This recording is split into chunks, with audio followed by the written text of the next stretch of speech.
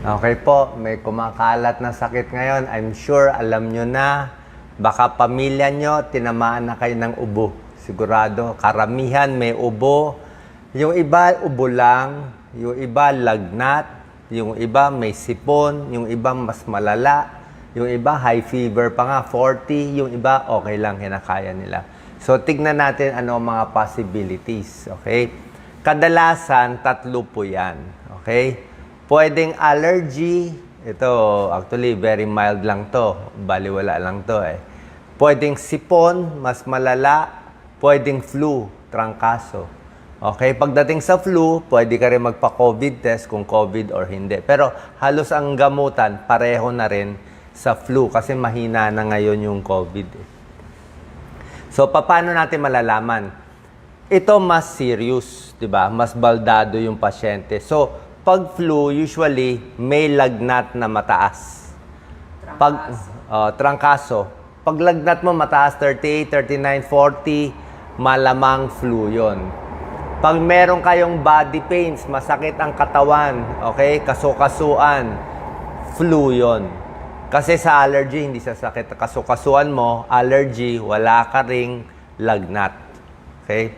Pag sipon lang, pwede may konting lagnat, pero more sipon, more binabahing, more sa ilong ang sintomas, namumula yung mata, more yun. Pero flu, medyo bagsak katawan mo dyan. Merong malala, meron hindi malala. So basically, ganun ang pag-differentiate natin. So magbibigay tayo lahat ng possible remedies, baka lang meron kayong nakalimutan dito, okay? Kasi napakahirap. Tsaka may bago ngayon, napansin ko, parang matindi yung ubo ngayon. Pwedeng dry cough o yung plema, konting-konti, tsaka karamihan na nakakausap ko, sumasakit na ang tiyan nila, banda rito sa side, kakaubo. Ako sumakit nga, dito ko kakaubo, ikaw, Doc Lisa, sumakit yung tiyan mo. Diba? Ibig sabihin, matindi yung ubo ngayon at dry cough. Tingnan natin ano pwede natin magawa, ha? So, para sa lagnat, siyempre, paracetamol for fever, tuturo ko paano iinumin. Hydration, kompleto ang tubig, napakahalaga, baka yan ang nakakalimutan nyo. At light clothing, huwag magbabalot ng maraming baro. Yan ang pagkakamali ng iba. Pag may lagnat, giniginaw sila, pagkakamali ng mga bata, matanda, lalo nagtatakip. Kung ang fever niya, 39, 40 degrees na, pinagkumot mo pa, kung nag-41, mag-convulsion. Delikado. Gusto mo nga ibaba Kaya kung gusto mo magkumot, konti lang, manipis lang. Okay?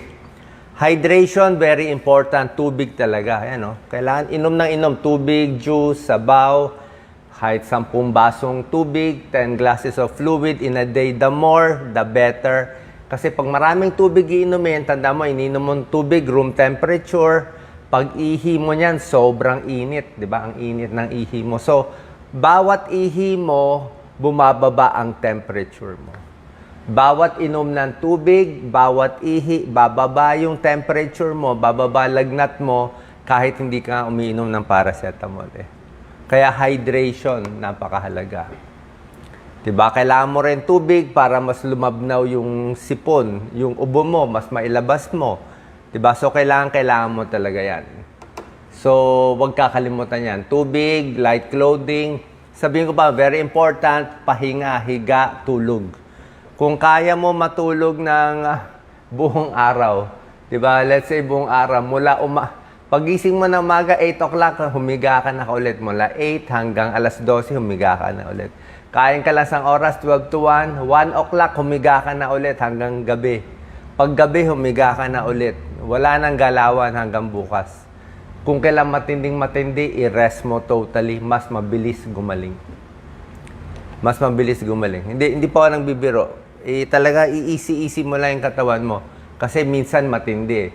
Minsan kasi yung flu, meron talagang matindi na pag hinayaan mo kasi yan, lalo na kung meron pa mga bacterial infection, baka maging pulmonya Baka maging pulmonya, baka lumala.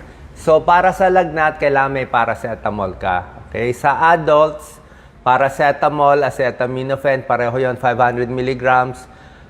Pwedeng 3 times a day, pwedeng 4 times a day. Pero kung talagang mataas ang lagnat, pwedeng every 4 hours. So, pag every 4 hours, halos makakalima o 6 na tableta in a day. Sa akin, medyo marami yung 6 eh. Baka ma-overdose tayo. Pwede pa naman, pero mga 4 times, 4 to 5 times maximum. Pero pag lagnat mo wala ng 38, baka pwede na walang paracetamol. Usually 38 and above, yung talagang mainit. So, unahan mo na siya. Para din sa kirot, pwede na yan. Pag sa bata, may paracetamol syrup, depende sa size ng bata at sa edad, may ganitong preparation, basahin na lang yung edad, yung bigat, at gaano karami, 1 teaspoon ba binibigay o 1 and 1/2 teaspoon, depende. Usually 1 teaspoon eh. Depende sa laki ng bata. So, ito pwede ito sa bata, pwede sa matanda. Pareho rin ng treatment. More fluids, tulog. Tingnan mo, tulog talaga. Ako, hindi ako masyado mainit sa ligo eh. Oo, kung may lagnat na, medyo punas na lang. Siguro tayo, punas na lang. Ligo na lang tayo kung magaling na. Kung 2 araw ka na nilalagnat, tapos medyo magaling ka na, tsaka na tayo maligo. Kundi punas-punas muna tayo. Medyo cool area. May tanong ka, Lisa? Pwede daw ba mag-aircon? Pwede mag-aircon. Kailangan mo mag-aircon. Kung may pera, kailangan mo mag-aircon. Kahit malamig siya, okay, giniginaw ka, kailangan may hangin. Yung aircon, lagay mo lang sa mga 24, 25. Tamang-tama. Tapos, magmanipis ka lang ng kumot. Manipis lang. Ang ayaw mo yung kulob na kulob. Tapos, papatayin mo yung aircon, magkukulob ka. Tataas yung temperature mo. Pag nag-40 ka, pag nag-41 ka, 40, 41 degrees, naluluto yung utak. Naluluto yung utak. Delikado. Nagde-deliryo. So, hindi pwede sobra taas yung lagnat. Ibaba ang lagnat. Paano? Huwag magkumot ng makapal, magparacetamol, at uminom ng maraming tubig para maihi mo siya. Lahat to gagawin nyo. Ngayon ang problema, ubo. 2 klaseng ubo. May ubo na maraming plema. May ubo na walang plema. Pag kayo maraming plema, ang ibibigay ng doktor, usually yung mga carbocysteine, ambroxol, bromhexin, lagundi, okay lang naman yan, over the counter. Pero, feeling ko medyo mahina eh. Tingnan mo kung may tulong konti. Baka may tulong konti, pero hindi siya ganun kalakas ang tulong. Pwede naman, wala namang problema. Sa bata, syrup din. Pero ang nakakainis yung dry cough. Kung meron kayong dry cough na tuyong-tuyo, na talagang hirap na kayo, minsan bibigyan ng doktor nitong butamirate citrate, Sinecod, para hindi mapigilan lang yung pag-ubo. Pero hindi totally mapipigilan kasi may plema o may sipon na bumababa. Pagdating sa sipon, mas gusto ko natural remedy. Okay, ulitin ko lang, lalo na sa matanda, may sakit sa puso, mabilis ang heartbeat. Meron kasing mga over-the-counter tayong decongestant na may pseudoephedrine. Hindi okay to sa akin eh. Kahit basahin nyo eh. Pwede kayo mag-palpitate, may small chance masama sa utak, di ba?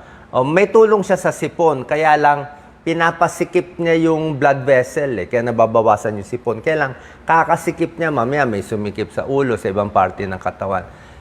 Bumibilis pa yung heart rate natin dyan. So, depende to. Ang gamot sa sipon, may bawal sa may high blood, bawal sa may sakit sa puso, may edad, ingat tayo. Pero kung bata ka pa, teenager, okay lang yan. So, ito ang binibigay, usually ng doktor. Pagdating sa natural remedy, tuturo ko.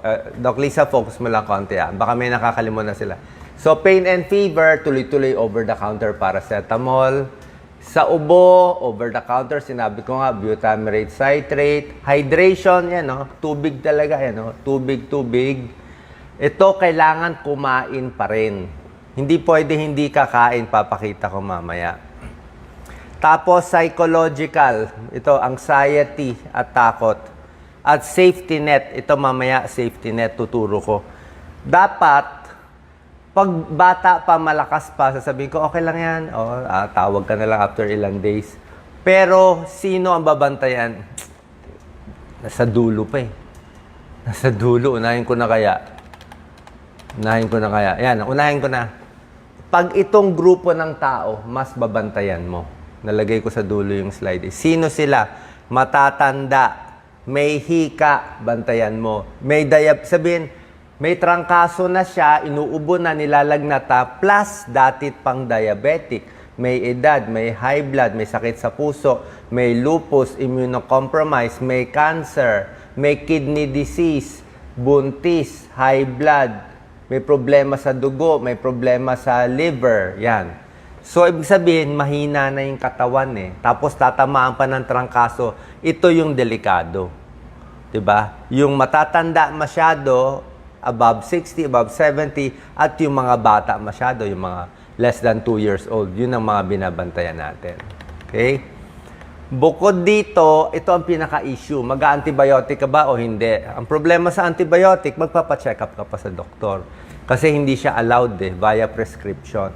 Pero pagpunta mo sa doktor, uunahan na kita, sino binibigyan ng antibiotic ng doktor? Unang-una, pagtingin sa'yo, malala. Pagtingin, mukhang malala, kung ano man, nakakunot na yung noon ng pasyente, baka toxic to, so baka hindi natin sure. Baka may bacterial infection. So usually, pag ganon, mas serious yung pasyente, bibigyan na rin ng antibiotic. Pag duda, bacterial infection, magbibigay. Pag plema, marami masyadong plema, madilaw, mag-green, bibigyan na rin. Pag may tonsil na mamaga, bibigyan na rin. Pag na-blood test, mataas yung white blood cell, ang mga neutrophils, pag nakita sa blood test, bibigyan na rin. Pag may UTI, bibigyan na rin. So, minsan, mas liberal tayo magbigay. Usually, ito kailangan na reseta ng doktor. Pero, normally, dati, bibigay lang natin amoxicillin, mga simple lang. Kaya lang lately, sabi nga ni Doc Lisa, parang mahina na yung amoxicillin. Siguro, ang dami na kasing gumagamit, lumalakas yung mga bakterya, humihina na yung mga gamot natin. Kaya usually, bibigay ng doktor ibang gamot. Okay? Ito yung generic na madalas ibigay, Coamoxiclav. Medyo sikat siya ngayon. Coamoxiclav.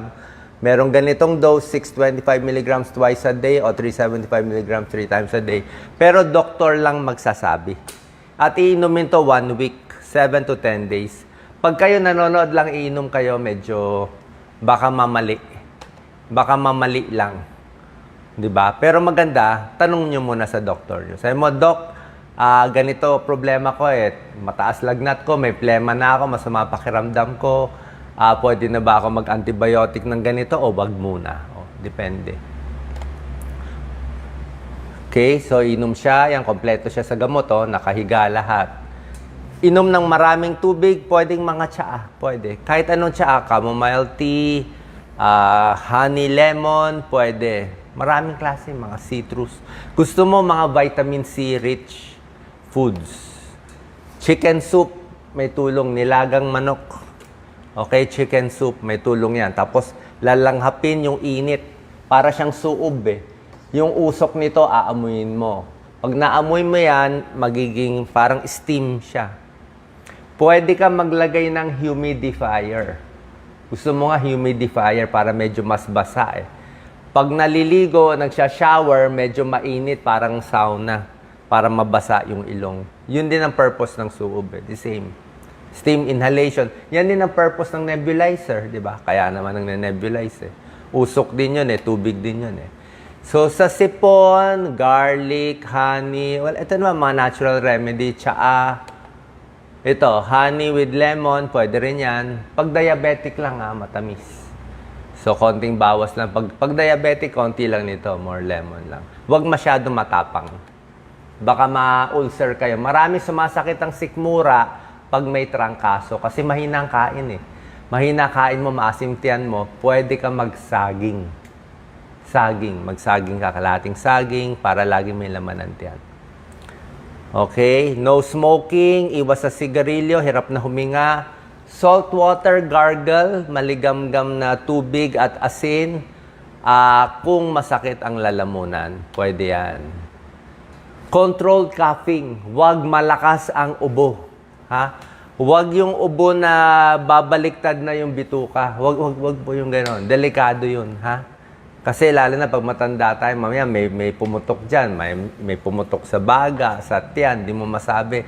Sa lakas, baka may dumugo dito sa mata, baka may dumugo sa ulo, Huwag sobrang lakas. Kaya pag ubo mo, hatiin mo na lang ng 3. Imbis na isang na malakas, ano na lang, tatluhin mo lang. Ganun-ganunin mo na lang. Konting pigil.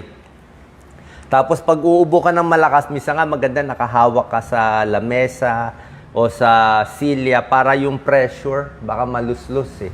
Pwede magluslus dito sa hernia, kaya medyo pigil mo.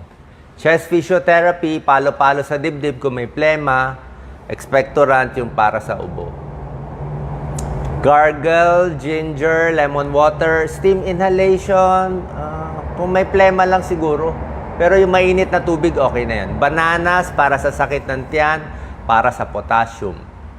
Ang problema ngayon, wala kang ganang kumain, I'm sure. 8 to 10 cups of fluid. Kailangan kumain pa konti-konti kahit walang appetite. Pilitin kumain. Okay? Para bumaba ang lagnat. Ito, humidifier para mas basa. Vitamin C rich foods may tulong pag may trangkaso, may sipon. Ito, basta yung mga orange, lemon, calamansi. Huwag lang masyado matapang. Mas mild lang konti. May konting evidence yan. Pag umiinom ng maraming vitamin C rich foods, less sipon. 'Di ba? May tulong din.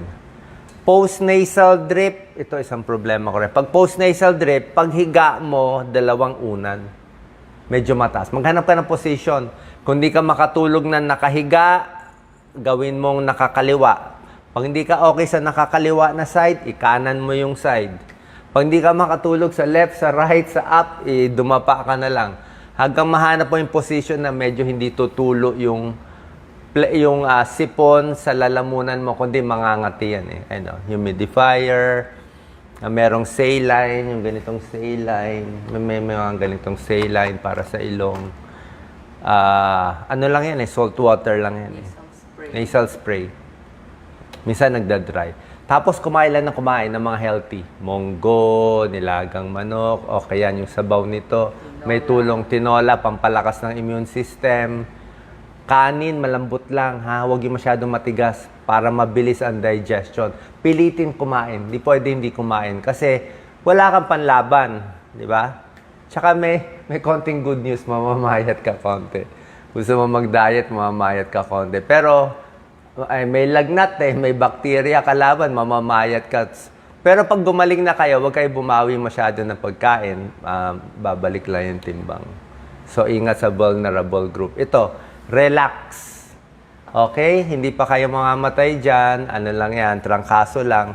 99.9% gagaling naman yan. So, relax lang. Cool lang. Okay? Maraming panic ngayon eh.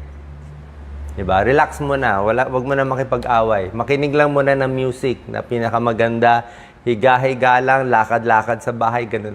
Huwag mo na magpapaaraw, huwag mo na mag-exercise na mabigat, pahinga lang muna. Pwede magtrabaho konti, isip-isip, konting manual work, konting mental work, wala namang kaso.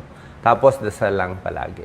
Okay? Sana nakatulong tong video para makatawid tayo sa trangkaso, ubo, sipon na kumakalat ngayon. God bless po.